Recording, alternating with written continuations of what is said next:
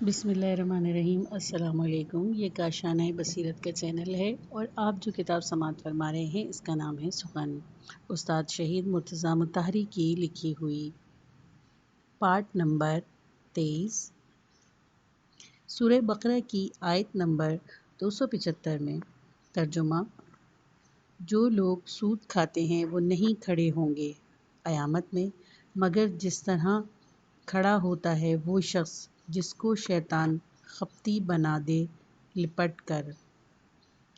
یا اس کے برعکس یہ صورت ہے کہ بی کو چونکہ اسلام نے جائز قرار دیا ہے اسی لیے وہ اچھی ہو گئی، اور سود کو چونکہ حرام کہا ہے اس لیے وہ برا ہو گیا۔ حسن و قبیح عقلی۔ اسلام میں علماء کے یہ دو گروہ پیدا ہو گئے۔ ایک گروہ حسن و قبیح عقلی کا طرفدار تھا اور کہتا تھا کہ شارع کے حکم خود اشیاء کی نیک و بد اور اچھے برے ہونے پر مبنی اور موقوف ہے۔ دوسرا گروہ وہ عقلی حسن و قبیح کا منکر تھا۔ اس کا کہنا تھا کہ کسی چیز کا اچھا یا برا ہونا محض شارع کے حکم کے تابع ہے، اس میں عقل کا دخل نہیں۔ عدل و ظلم جس کا تعلق لوگوں کے حقوق سے ہے اور جو ایک معاشرتی موضوع ہے، اس بارے میں بھی یہی صورت پیش آئی۔ عدلیہ کے نظریے کے مطابق حق اور حقدار کا وجود ایک حقیقت ہے۔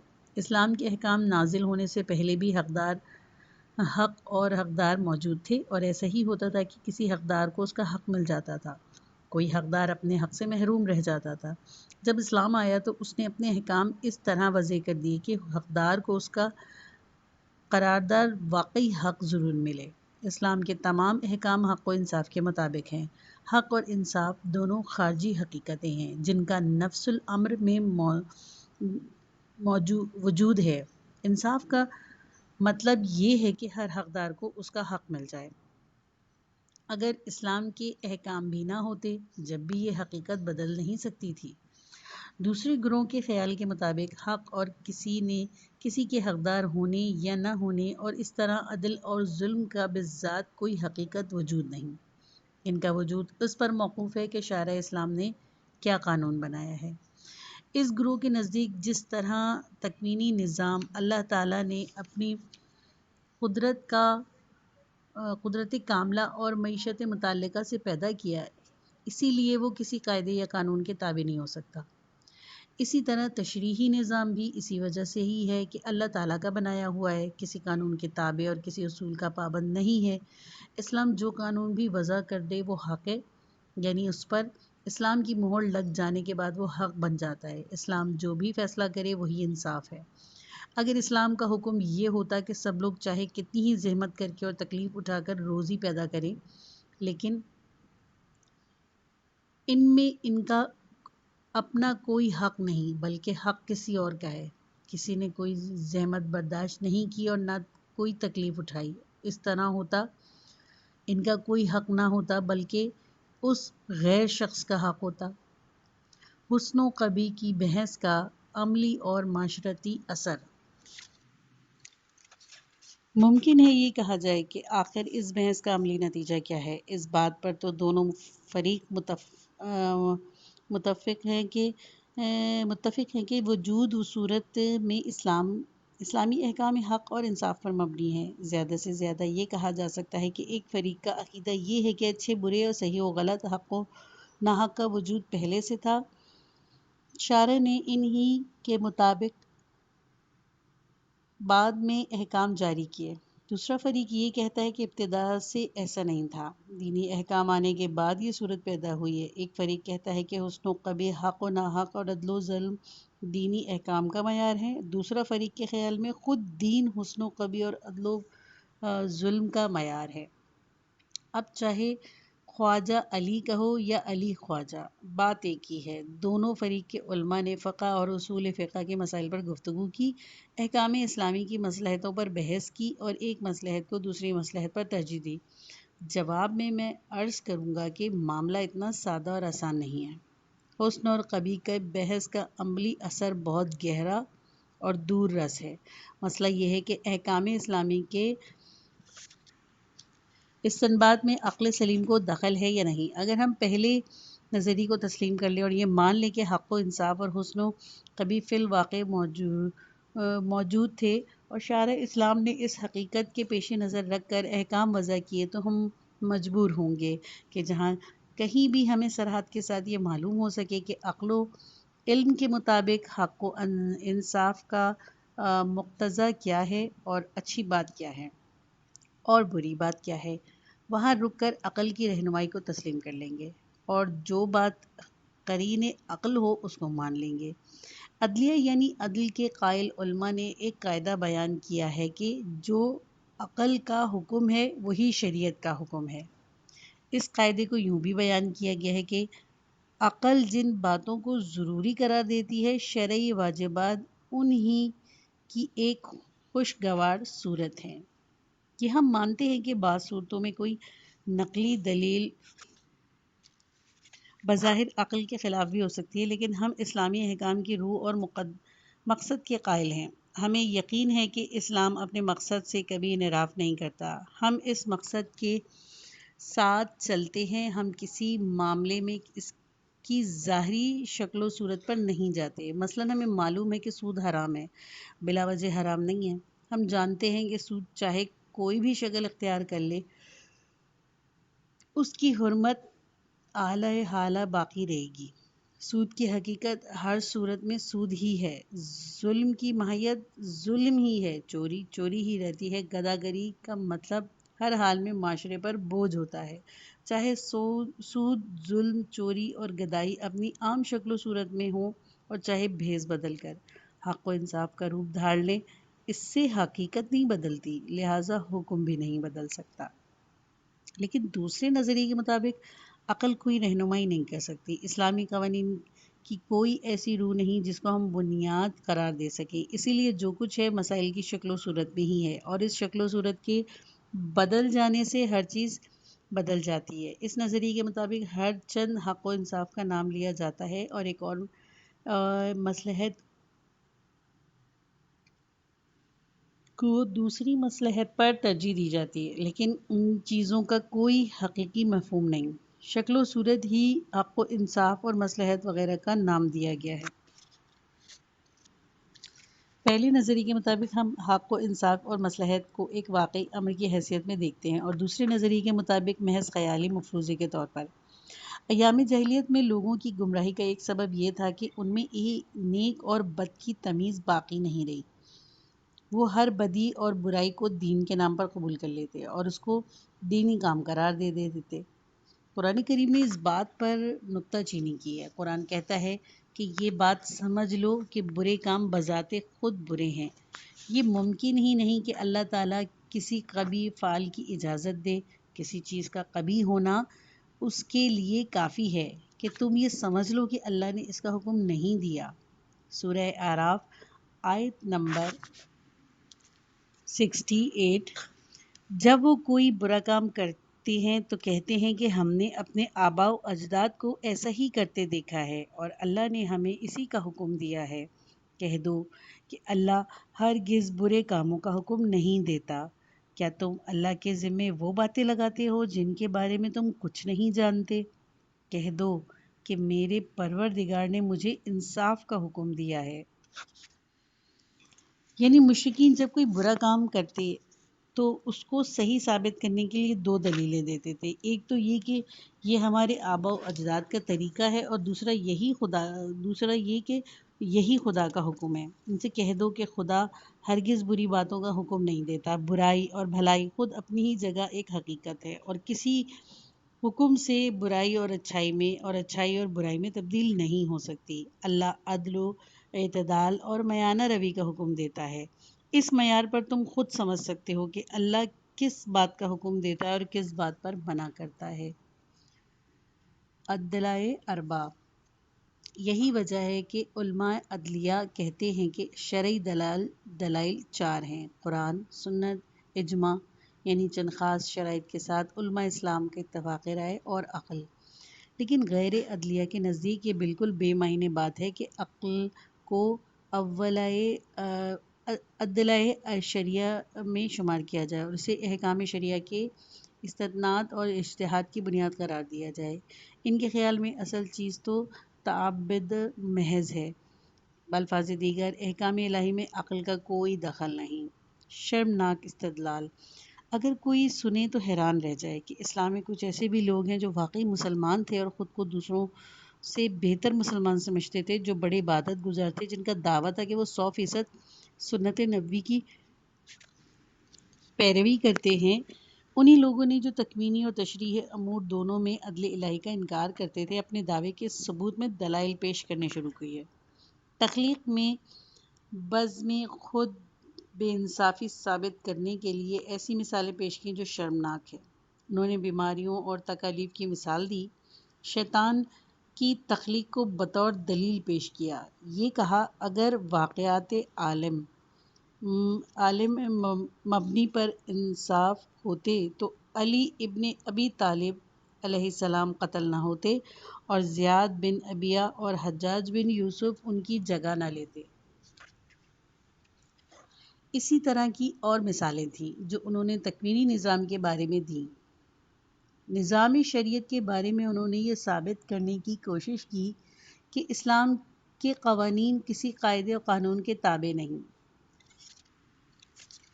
اور نہ ان کی بنیاد کسی کام کے اچھے یا برے ہونے پر ہے، بلکہ انہوں نے یہ کہا کہ اسلامی احکام میں تناقض اور تضاد ہے۔ شارع اسلام نے اکثر مختلف صورتوں میں ایک ہی حکم دیا ہے اور بعض موقعوں پر ایک ہی طرح کے مسائل میں مختلف احکام دیے ہیں۔ دو چیزیں جو ایک دوسرے سے مکمل مشابہت رکھتی ہیں، ان کے بارے میں ایک ہی حکم ہونا چاہیے، حالانکہ دو مختلف حکم ہیں۔ آخر کیا وجہ ہے کہ اسلام میں عورت اور مرد کے معاملے میں فرق ہے؟ مرد کے لیے 4 بیویاں جائز ہیں، لیکن عورت کو ایک سے زیادہ شوہر کی اجازت نہیں۔ چور کے بارے میں حکم ہے کہ چوری کا آلہ یعنی اس کا ہاتھ کاٹ دیا جائے، لیکن جھوٹے کے بارے میں یہ نہیں کہا کہ اس کی زبان جو جرم کا آلہ ہے کاٹ دی جائے۔ یہی صورت زانی وغیرہ کی ہے۔ کتنی شرم کی بات ہے کہ کوئی تاریخ میں یہ پڑھے کہ کچھ لوگ ایسے بھی پیدا ہوئے جو یہ کہتے تھے کہ ہم قرآن کا اتباع کرتے ہیں، لیکن اس کے باوجود کہ قرآن نے تکوینی اور تشریحی نظام کے بارے میں عدل الہی کا تذکرہ کیا، یہ لوگ تخلیقی نظام اور اسلامی احکام کے غیر دانشمندانہ اور غیر منصفانہ ہونے کی باتیں کرتے تھے۔ منکرین عدل کی کامیابی۔ اس سے بھی زیادہ شرم کی بات یہ ہے کہ ایک صدی کی کشمکش اور زبردست مباحثوں، مناظروں، فتنوں اور خونریزیوں کے بعد بالآخر انہی کو غلبہ حاصل ہو گیا جو عدل کے منکر تھے۔ اس وقت کی سیاست نے ان کو آگے بڑھا دیا۔ یہ کام متوکل عباسی کے ہاتھوں انجام پایا۔ متوکل نے غیر عدلیہ کی حمایت کی، یا تو اس لیے کہ ان کا نظریہ اس کی سیاست سے میل کھاتا تھا، یا شاید اس وجہ سے کہ وہ اصل بات کو سمجھنے سے قاصر تھا۔ مروج الذہب میں مسعودی لکھتا ہے، جب خلافت متوکل کو ملی تو اس نے حکم جاری کیا کہ عقلی امور میں بحث و مباحثہ اور نزاع بند کر دیا جائے اور دینی مسائل میں تسلیم اور تقلید کی راہ اختیار کی جائے۔ اس نے شیخ اہل حدیث کو حکم دیا کہ جو عدل کے اصول کے منکر تھے وہ احادیث بیان کریں، اہل سنت والجماعت کے طریقے کی اشاعت کریں۔ متوکل نے فلسفے پر بھی کچھ مدت سے رواج پا رہا تھا، عقلی بحث ہونے کے جرم میں پابندی لگا دی تھی۔ لفظ سنی، یہ بات بھی قابل ذکر ہے کہ لفظ سنی جو اب اصطلاحاً شیعہ کے مقابل استعمال ہوتا ہے، پہلے اس معنی میں استعمال نہیں ہوتا تھا، بلکہ اس کا اطلاق ان لوگوں پر ہوتا تھا جو عدل کے اصول کے منکر تھے۔ چونکہ اصول عدل کے قائل صرف شیعہ اور معتزلہ تھے اور متوکل کے زمانے سے معتزلہ آہستہ آہستہ ختم ہو گئے اور اپنا علیحدہ تشخص قائم نہ رکھ سکے، اسی لیے صرف شیعہ متکلمین ہی رہ گئے جو اپنے عقیدے پر قائم ہیں۔ اسی لیے بعد میں تمام غیر شیعہ مسلمانوں کو اہل سنت والجماعت کہا جانے لگا۔ یہ نکتہ بھی یاد رکھنے کے قابل ہے کہ ایسا نہیں ہے کہ بعد میں آنے والے تمام اہل سنت علماء نے اشاعرہ مسلک ہی اختیار کیا ہو۔ بہت سے بعد کہ علماء اہل سنت بھی اصول عدل کے قائل تھے۔ مثلاً زمخشری جو اکابر علماء اہل سنت میں سے ہیں، اصول عدل کا قائل اور متعزلی تھا۔ اسی طرح بہت سے علماء، آہستہ آہستہ یہ اعتقادی بحثیں ٹھنڈی پڑتی گئی اور ایک گروہ کے عقائد دوسرے گروہ میں سرایت کرتے گئے۔ یہ موقع اس کی تفصیل بیان کرنے کا نہیں کہ کس طرح عدلیہ کے عقائد غیر عدلیہ اور غیر عدلیہ کے عقائد عدلیہ میں سرایت کر گئے، اور آخر انہوں نے کیا شکل اختیار کر لی اور کس طرح یہ مصیبت عام ہو گئی۔ اشاعرہ افکار کی عوام میں مقبولیت۔ اس زمانے کے عوام غیر عدلیہ طرز فکر کو پسند کرتے تھے، چونکہ یہ طرز فکر تسلیم و رضا اور احکام کے بے چوں چرا تعمیل پر مبنی تھا، اور عوام الناس چونکہ غور و فکر سے عاری ہوتے ہیں، اسی لیے وہ قدرتی طور پر غور اور عقل سے کام لینے کو خطرناک سمجھتے ہیں اور گھبراتے ہیں۔ اگر ہم یہ کہیں کہ شریعت کے احکام عقل کے تابع نہیں، تو اس میں عوام الناس کے نقطہ نظر سے ایک طرح سے دین کی عظمت اور اہمیت اجاگر ہوتی ہے۔ اسی لیے متوکل کا یہ فعل اس نے آزادی فکر پر روک لگا دی عوام کو پسند آیا اور اسے دین اور سنت نبی کی حمایت میں سمجھا گیا۔ حالانکہ متوکل ایک ظالم اور فاسق شخص تھا، لیکن اس پر بھی وہ عوام میں مقبول ہو گیا۔ اس کی تعریف میں اشعار کہے گئے، اس کا شکریہ ادا کیا گیا، کیونکہ عوام کے خیال کے مطابق اس نے دین کی حمایت میں کام۔ اگرچہ وہ دن دراصل مسلمانوں کی عقلی زندگی کے لیے مصیبت عظمیٰ اور حادثہ فاجعہ تھا، مگر لوگوں نے جشن منایا اور خوشی کا اظہار کیا۔ ایک شاعر نے متوکل کی مداح میں کیا کہا: آج پھر سنت نبوی کا احترام بحال ہو گیا، گویا اسے کبھی ذلت سے دوچار ہونا ہی نہیں پڑا تھا۔ اب پھر سنت نبوی اپنی پوری آب و تاب سے درخشاں ہے، ظلم اور باطل کے نشاں گر رہے ہیں۔ یہ بدعتی یعنی عدلیہ فرار ہو کر جہنم رسید ہوئے، اب یہ کبھی واپس نہیں آئیں گے۔ اللہ نے متوکل کے ذریعے جو سنت کے تابع ہے اور اس کا شیدائی ہے، مسلمانوں کا بدلہ ان بدعیتوں سے لیا ہے۔ متوکل وہی ہے جو میرے پروردگار کا خلیفہ اور رسول صلی اللہ علیہ وآلہ وسلم کے چچا کا بیٹا ہے۔ وہ خاندان عباسی کا بہترین فرد ہے۔ وہی ہے جس نے دین کی حمایت اور تفرقہ سے نجات دلائی۔ اللہ اس کی عمر کو طویل کرے اور اس کا سایہ ہمارے سروں پر قائم و دائم رکھے۔ اللہ اسے زندہ سلامت رکھے اور اپنے دین کی حمایت کے صلے میں سے بہشت بری کرے۔ میں اپنے نبی کا قرب عطا کرے۔ یہ تھی مختصر تاریخی داستان اس مسئلے کی جس کے نتیجے میں عدل الہی کی بحث چھڑ گئی۔ بالآخر عدل الہی کا اصول کے منکرین کامیابی سے ہمکنار ہوئے اور غیر عدلیہ کے افکار عدلیہ میں سرایت کر جانے سے اسلام میں معاشرتی انصاف کے اصول کو روز بد دیکھنا پڑا۔ یہ فکری انتشار عالم اسلام کو بہت مہنگا پڑا۔ اسلامی شریعت اور یونانی سوفسطائیت۔ یہ جو اسلام کے حق کے موضوع پر دو فریقوں میں بحث چھڑی کہ آیا حق و انصاف دین کا معیار ہے یا دین حق و انصاف کا معیار، یہ بالکل ایسی ہی بات تھی جیسے کہ زمانہ قدیم میں فلسفہ میں یہ سوال اٹھا کرتا تھا کہ آیا حقیقت کا نفس الامر میں واقعی وجود ہے اور ہمارے افکار و احساسات اس نفس الامر حقیقت کے تابع ہیں؟ یہ ایسا نہیں ہے، بلکہ حقیقت خود ہمارے ذہنی خیالات کے تابع ہیں۔ بالفاظ دیگر، جب ہم اپنے علمی اور فلسفی افکار کے مطابق یہ کہتے ہیں کہ فلاں بات اس طرح ہے، تو کیا اس بات کا واقعہ میں کوئی حقیقی وجود ہے؟ چاہے ہم اس کا احساس کریں یا نہ کریں، جب وہ اس بات کو اس طرح محسوس کر لیتے ہیں جس طرح کہ وہ واقعی میں ہے، تو کیا ایک حقیقت کا ادراک اور احساس کرتے ہیں یا صورت اس کے برعکس ہے؟ اور حقیقت خود ہمارے ذہن اور ادراک کے تابع ہے، جس طرح ہم محسوس کریں گے وہی حقیقت ہے۔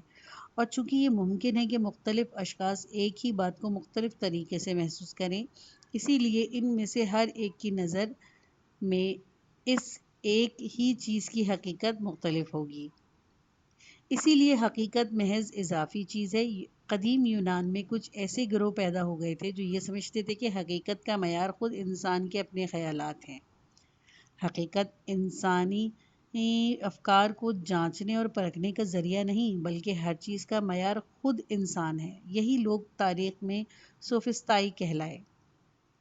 یہ لوگ بلحاظ زمانہ مسلمان متکلمین سے مقدم تھے۔ انہوں نے اپنے دعوے کے ثبوت میں جو دلائل پیش کیے وہ اس طرح کے تھے کہ جس طرح کے دلائل بعد میں اسلام میں عدل کے اصول کے منکرین نے پیش کیے۔ اصول عدل کے منکرین نے بعزم خوش تناقض اور احکام اسلامی میں ایک ہی طرح کے مسائل میں مختلف حکم اور مختلف طرح کے مسائل میں ایک ہی طرح کی مثالیں پیش کی، اور یہ دعویٰ کیا کہ ان تناقضات کی موجودگی میں صلاح اور فساد واقعی اور حسن قبیح و عقلی اسلامی احکام کا معیار نہیں ہو سکتے، بلکہ خود اسلامی احکام خوب و بد اور غلط اور صحیح کا معیار ہے۔ سوفسطائی بھی تناقض ہی کی دلیل پیش کیا کرتے اور کہتے کہ چونکہ سمجھنے اور محسوس کرنے میں غلطیاں ہوتی ہیں، اسی لیے یہ ممکن نہیں کہ حقیقت ہماری سوچ کا معیار بن سکے، بلکہ ہماری سوچ حقیقت کا معیار ہے۔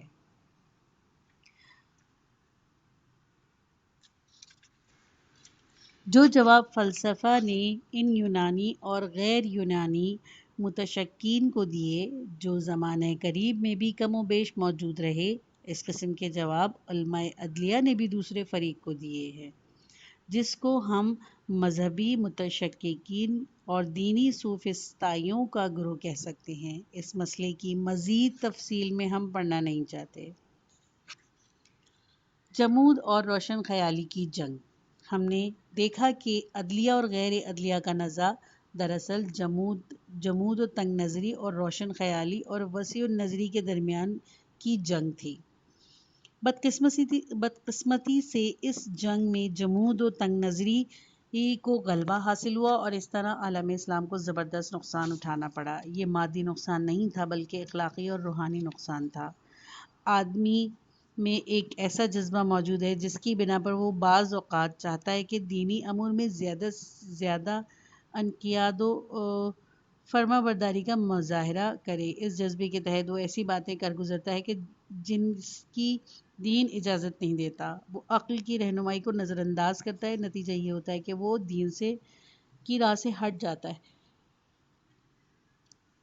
رسول اکرم صلی اللہ علیہ وآلہ وسلم سے روایت ہے، دو اشخاص نے میری اور میرے دین کی کمر توڑ دی، ایک متعصب اور نادان زاہد نے، دوسرا لاابالی عالم نے۔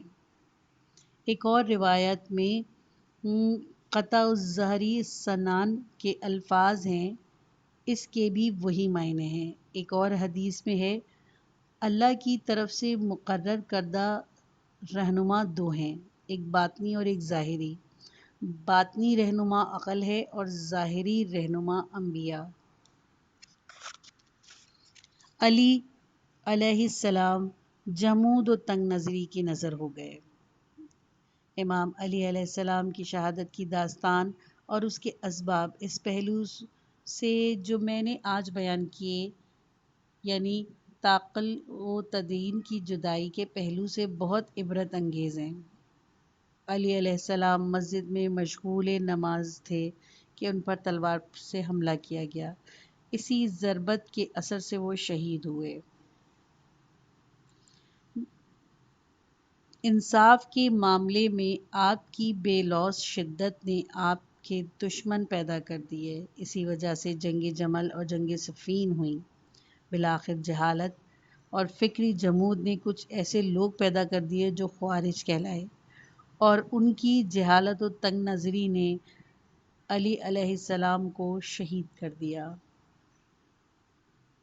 خوارج۔ صفین میں تحکیم کا قصہ پیش آیا۔ اصحاب علی علیہ السلام ہی میں سے ایک گروہ نے بغاوت کی، جس سے خارجی مذہب وجود میں آیا۔ امام علی علیہ السلام کے سر مبارک پر جس نے تلوار ماری وہ ایک خارجی تھا۔ خوارج بھی مسلمانوں کا ایک فرقہ ہے۔ وہ ہمارے عقیدے کی رو سے یہ لوگ کافر ہیں، لیکن وہ خود اپنے آپ کو مسلمان کہتے ہیں، بلکہ اپنے سوا کسی کو مسلمان نہیں سمجھتے اور سب کو بے دین اور خارج الاسلام گردانتے ہیں۔ کسی نے یہ دعوے نہیں کیے کہ خوارج کا اسلام پر عقیدہ نہیں تھا، بلکہ اس کے برعکس سب کو اس کا اعتراف ہے کہ وہ اسلام پر اپنے عقیدے میں پرجوش اور مخلص تھے۔ ان کی نمایاں خصوصیات ان کی عقل اور سمجھ سے دور تھی۔ خود امام علی علیہ السلام نے ان کو عقیدے میں سخت لیکن جاہل اور سطح بین کہا ہے۔ یہ لوگ بڑے عبادت گزار، شب زندہ دار، قرآن کی تلاوت کے شیدائی، مگر جاہل اور کم عقل تھے، بلکہ دین کے معاملے میں عقل کے دشمن تھے۔ امام علی علیہ السلام نے ان سے اتمام حجت کرتے ہوئے فرمایا تھا: آج تم مجھ پر تحکیم کے بارے میں اعتراض کر رہے ہو اور کہتے ہو کہ یہ غلطی تھی، ہم نے توبہ کر لی ہے، تم بھی توبہ کرو اور معاہدہ توڑ دو۔ میں نے شروع ہی میں تم سے کہا تھا کہ میں تحکیم قبول نہیں کرتا۔